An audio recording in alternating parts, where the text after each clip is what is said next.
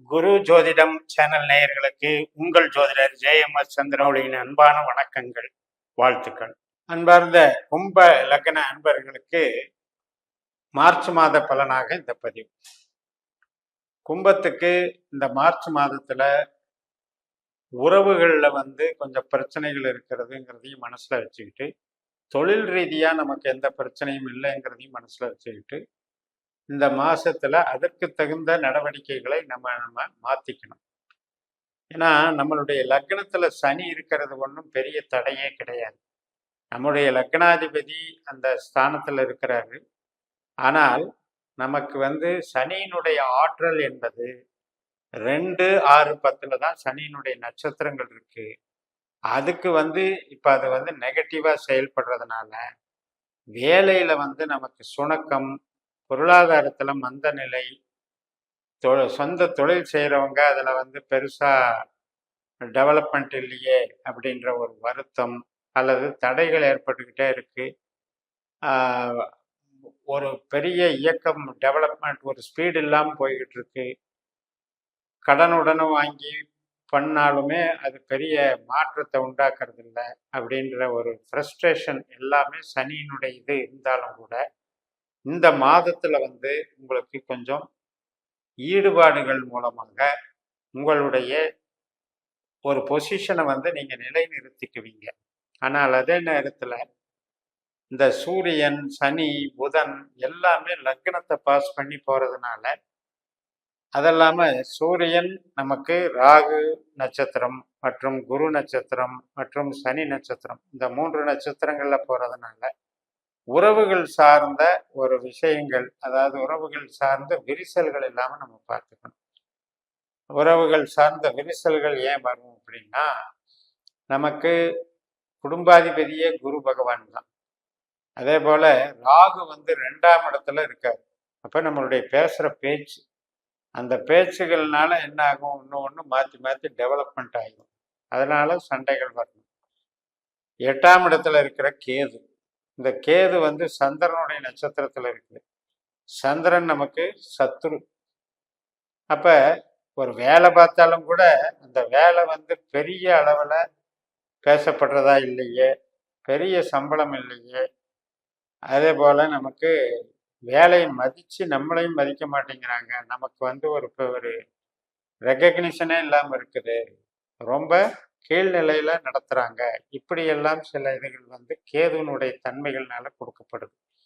So இதெல்லாம் ஒரு பக்கம் இருந்தாலும் கூட நம்ம பேசிக்கலா நம்மளுடைய தொழில் பலத்துக்கு வித்துடுறவங்க யாரு, பண வரவுக்கு வித்துடுறவங்க யாரு அப்படின்னு பார்த்தீங்கன்னா அடிப்படையில சனிதான்.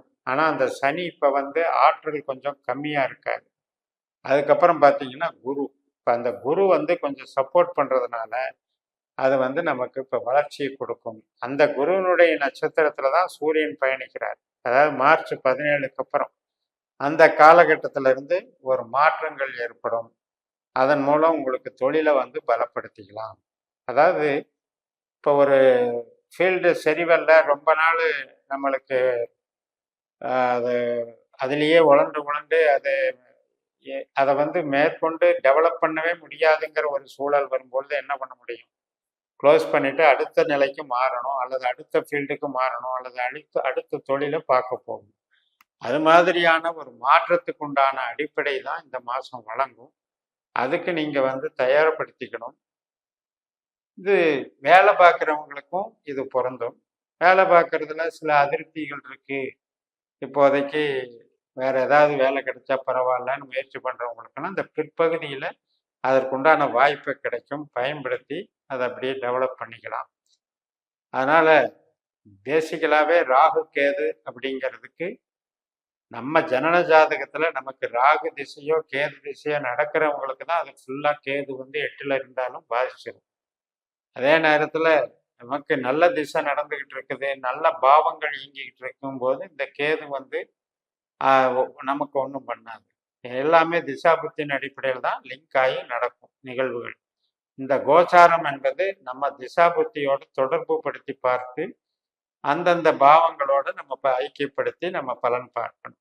அந்த வகையில இப்ப கும்பத்துக்கு அடிப்படையில் கிரக யுத்தங்கள் அப்படிங்கிறது சூரியனும் சனியும் அப்படின்னு எடுத்துட்டிங்கன்னா அது கணவன் மனைவி தான் மெயினாக பார்த்துக்கணும்.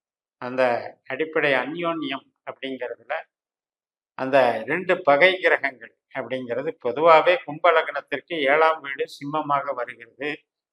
இந்த சூரியனும் சனியும் இயற்கையிலேயே பகைவர்களாகிறார்கள். இந்த 2 பேர் சேர்க்கிறதுனால நமக்கு ஏற்படக்கூடிய அந்த பர்சனல் கிளாஷ், பர்சனல் ஈகோ அதை கொஞ்சம் விட்டு கொடுத்து அவாய்ட் பண்ணிட்டு கொண்டு போகணும். அதாவது ஈகோவை வளர விடக்கூடாது. அப்படியே கொண்டு போயிட்டோம் அப்படின்னா ஓரளவுக்கு வளர்ச்சிகள் இருக்கும்.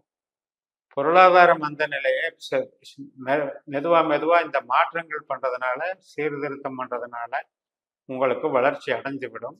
அதே போல வீடு, வாகனம் இதெல்லாம் வாங்கிறதுக்கு இப்போ தகுந்த தருணம் கிடையாது. இப்போதைக்கு தள்ளி போட்டுருங்க. குழந்தைகள் நலம் அதுக்கெல்லாம் சிறப்பாக இருக்கு. குழந்தைகளுடைய கல்வி பலம் எல்லாம் சிறப்பாக இருக்கு. அதே போல நமக்கு கணவன் மனைவி உறவுகளில் கொஞ்சம் எச்சரிக்கையாக பார்த்துக்கணும். பூர்வீகம் சார்ந்த விஷயங்கள் அப்படின்னு எடுக்கும் பொழுது நல்லா இருக்கு. அதனால அனுகூலங்கள் கிடைக்கும். தந்தையினால ஆதாயம் கிடைக்கும். அதே மாதிரி பூர்வீக வழிபாடுகள், குலதெய்வ வழிபாடுகள்லாம் சிறப்பாக உங்களுக்கு வழி நடத்தும். வெளிநாட்டு கல்வி, உயர்கல்வி, ஆராய்ச்சி கல்வி படிக்கிறவங்களுக்கெல்லாம் சிறப்பாக இருக்கும். அதனால மூலதனம் போடுறது, சொந்த தொழில் பண்றது, இது மாதிரி விஷயத்துல மட்டும் கொஞ்சம் ஜாக்கிரதையா இது பண்ணணும். அகலக்கால் வைக்காம உறவுகளில் பேச்சுவார்த்தைகளில் கொஞ்சம் கான்சன்ட்ரேஷன் எடுத்துக்கணும். நீங்க பண வருவாயை பெருக்கணும் அப்படின்னா நமக்கு சப்போர்ட்டா இருக்கக்கூடிய கிரகமே சனி, புதன் தான் மெயினா. அதனால பூசம், அனுஷம், உத்திரட்டாதி இந்த 3 சனியினுடைய நட்சத்திரங்கள்ல சனீஸ்வரரையே வழிபட்டுட்டு வரலாம். அது வர்றதுனால உங்களுக்கு பொருளாதார நிலையை உயர்த்தும். அடிஷனலா கருப்பசாமி, முனீஸ்வரர், ஆஞ்சநேயர் போன்ற தெய்வங்களையும் வழிபடலாம். இது சனிக்குண்டானது. அதிகமான ப்ளூ கலரை உபயோகப்படுத்துறது, சனியினுடைய பிரதிநிதிகளான கடைநிலை ஊழியர்கள், வயதானவர்கள், அது மாதிரி இருக்கவங்களுக்கு நாம் இந்த இதில் ஆர்ஃபனேஜில் இருக்கிறவங்க, உடல் ஊனமுற்றவங்க, இவங்களுக்கெல்லாம் உதவிகள் செய்யும்போது, தான தர்மங்கள் செய்யும்போது நமக்கு அந்த பொருளாதார நிலையை சனி உயர்த்தி கொடுப்பார்.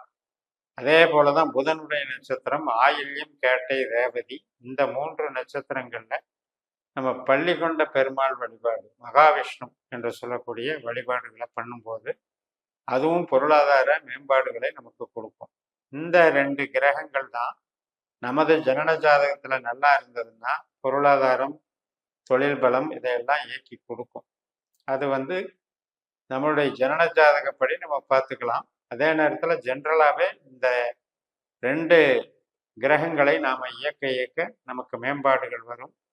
அதனால் இந்த மாதம் மிகப்பெரிய பாதிப்பும் இல்லை, அதே போல் மிகப்பெரிய வளர்ச்சியும் இல்லாமல் மத்தியமமாக செல்லக்கூடிய மாதமாக உங்களுக்கு அமைகிறது. மாத பிற்பகுதியில் தனவரவு சிறப்பாக இருக்கும் என்று கூறி நிறைவு செய்கிறேன். இந்த சேனலை சப்ஸ்கிரைப் பண்ணி ஷேர் பண்ணுங்கள். உங்கள் தனிப்பட்ட ஜாதக பலாபலன்களை என்னுடைய வாட்ஸ்அப் நம்பரில் தொடர்பு கொண்டு பலன் பெறுங்கள். உங்களிடமிருந்து விடைபெறுகிறேன். உங்கள் JMS. நன்றி, வணக்கம்.